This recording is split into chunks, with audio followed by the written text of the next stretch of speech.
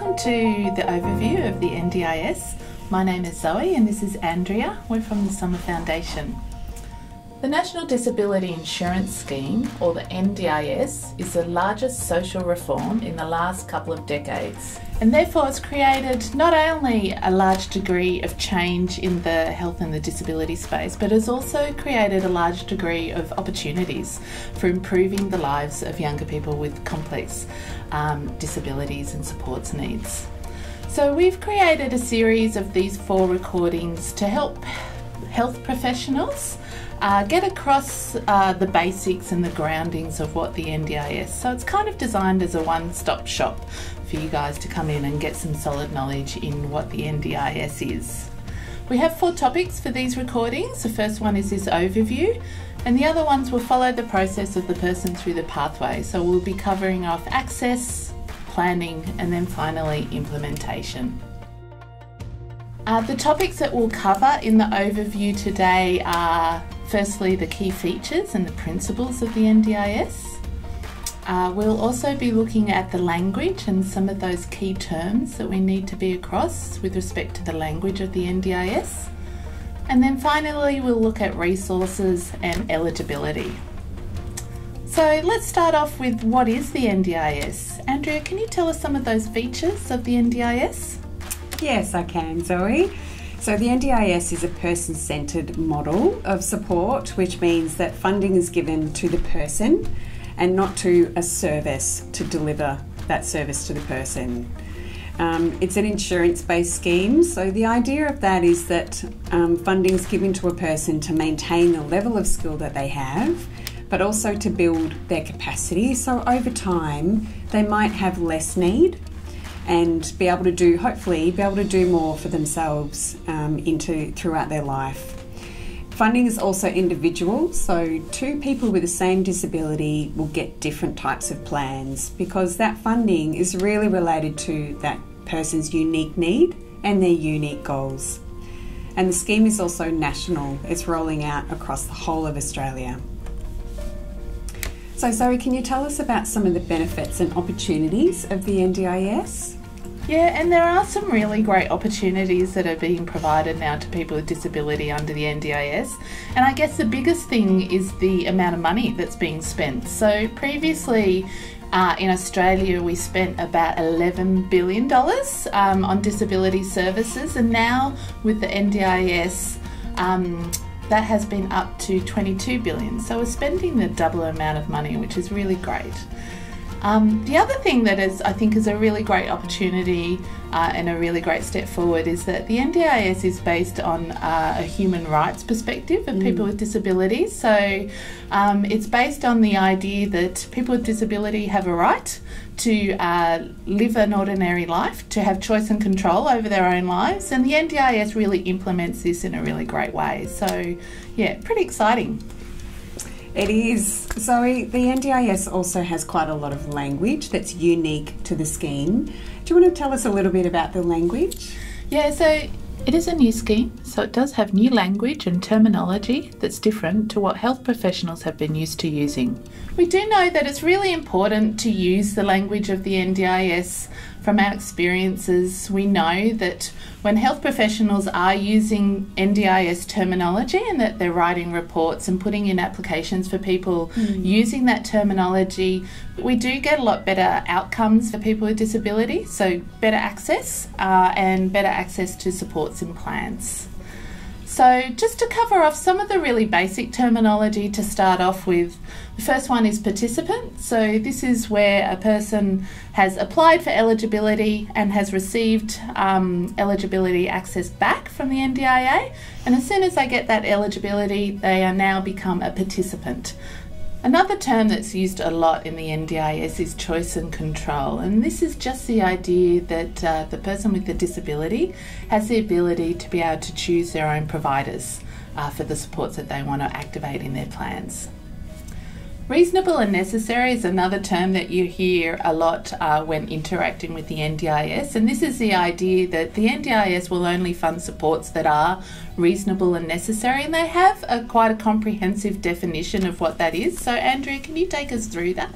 I can. So in terms of reasonable and necessary, what that means for the supports that people get in their plan is that the support needs to be related to their disability. Anything that's not related to their disability won't be funded by the NDIS. The second one is that the support needs to focus on enabling a person to achieve their goals. Thirdly, it also needs to facilitate the person's participation in a social and economic sense and represent value for money. So it's pitched towards maintaining their level of skill and supporting the person to build their skill over time and reduce their need on others. It also needs to be considered good practice, so that means there's an evidence base behind the support that's being funded by the NDIS. A support needs to be unreasonable for families or carers to deliver to a person, so everybody needs support in their life at some point, but NDIA doesn't want fund supports that are reasonably delivered by a family member, so anything that's not reasonable would be considered by the scheme. And finally, that it's not the responsibility of another sector. So health, education and the justice sectors have responsibilities, and so the things that they fund are going to be different to the NDIS. It would be good to outline the process a person follows through the NDIS and how health professionals can help support people through that process. So Andrea, could you outline that for us? Absolutely. So the process that people do go through, clinicians play a really important role in that process in supporting a person. So what we're going through today, this information about the scheme, clinicians, you can talk to your clients or your patients about it and explain to them what it's all about so they can see the benefit to them in their life. Secondly, in terms of access, you might support a person to fill in an access request form, which we'll talk a little bit more later on. But you also might provide some supporting evidence or information about the person's level of need that contributes to their application to the scheme. Thirdly, in terms of planning, clinicians might fill in a pre-planned document that outlines the person's need in a lot more detail, and that's where the supports are linked to their need and their goals in that pre-planned document. And you might also attend a planning meeting with the person if they're needing some more support, particularly to go through and understand the language and connect that language of the scheme to them in their life. And finally, in terms of implementation, clinicians might also support a person to implement their plan and find the services that they're funded for. There's a number of eligibility criteria to get into the scheme, so Zoe's going to tell us a little bit more about those. So the first point of eligibility is with respect to the age. So the legislation states that a person needs to be under 65 in order to be able to be eligible for the NDIS. So that means that they need to have put in an application before they turn 65. They also need to be an Australian citizen or a permanent resident. And finally, the other point of eligibility is they need to have a permanent and significant disability. And there is a bit of a breakdown again of that. And Andrea, could you explain to us what those are? I can. So in relation to the NDIS Act, which was finalised in 2013, there's a number of requirements in terms of the person's disability that would make them eligible for the scheme.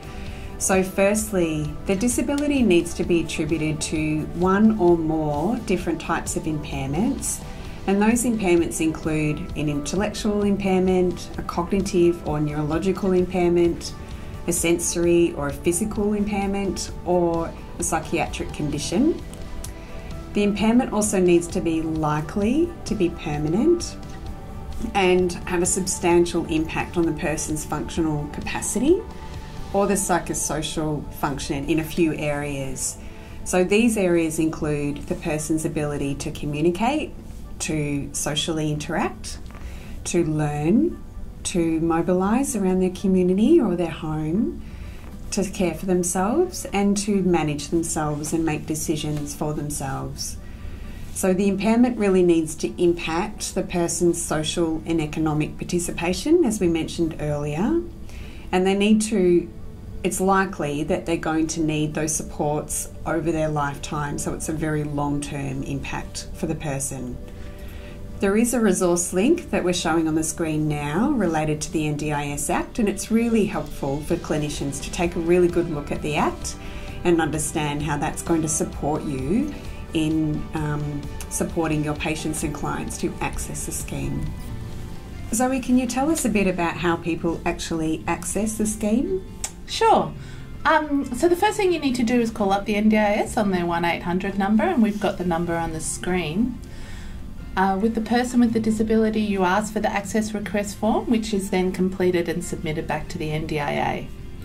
Under the legislation, it says that the decision will be made within 21 days, and they will get back to you to let you know if you have access or not. It's really important that you submit all the supporting documentation in that first application, because otherwise they'll come back to you and that can increase timeframes for getting access to the NDIS. Now we've covered off the key features and the principles of the NDIS. We've had a look at some of the terminology and the new terms that we'll be using there, and a brief look at eligibility. But what does that all mean? So what do people need to do now, Andrea? Thanks, Zoe. So there's some really key things that you can do to support your patients or clients. Introduce them to the scheme. So from what you've heard today, you can explain what the scheme is about and how it might really make a difference in that person's life.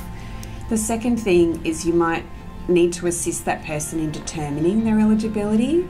So that's really thinking about all the things we've talked about. What's the level of impact of their disability on their life that would then determine their eligibility? And finally, we've got some additional webinars or recordings for you to watch that take you through in more detail how to support a person to gain access, to then go through and get a plan, and also to implement their plan.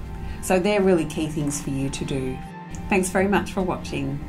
Coming up next, Joe and Michelle will be talking about accessing the NDIS.